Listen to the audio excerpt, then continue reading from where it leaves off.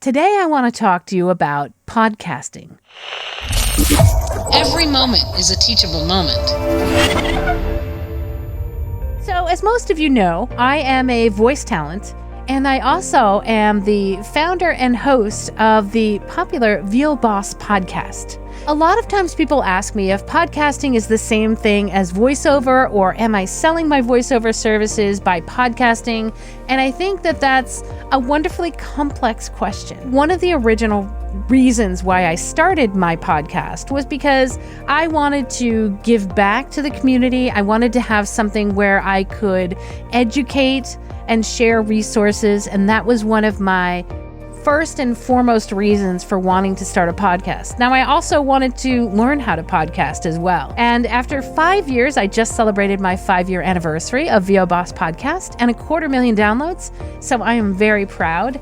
I can say that I truly love podcasting. Now, for me, is it the same as voiceover? Well, I'm not directly selling my voiceover services on my podcast, but I am allowing my brand to be thrown out there into the world and for people to get to know who I am.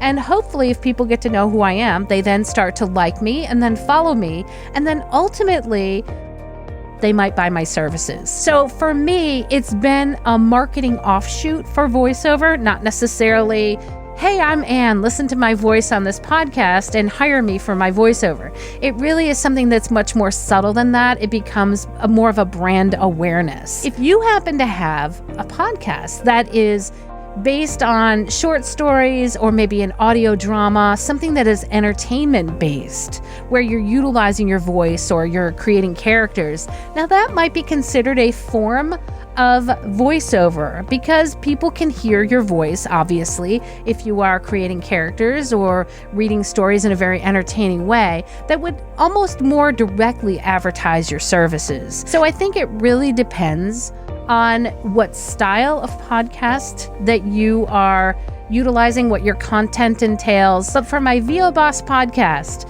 again, my podcast, it's been amazing to really see over 5 years how it's evolved and how I have loyal listeners that will actually come back to listen to me again and again. And that's just, I'm very fortunate and very thankful for that. And also I end up getting customers from that as well, because they've gotten to know me over the years. So to kind of wrap this up, I think the question is, are you a host or are you a storyteller? If you're a host, it might be more about having people get to know you, get to know your brand, and get to know you through a series of interviews where you will be interviewing other people, or maybe they're interviewing you. Or if you are a storyteller, and if you use your podcast platform for telling different stories or creating entertainment, audio dramas, and such. Check out some of my other videos here. Thanks so much for joining me. I'll see you again next week.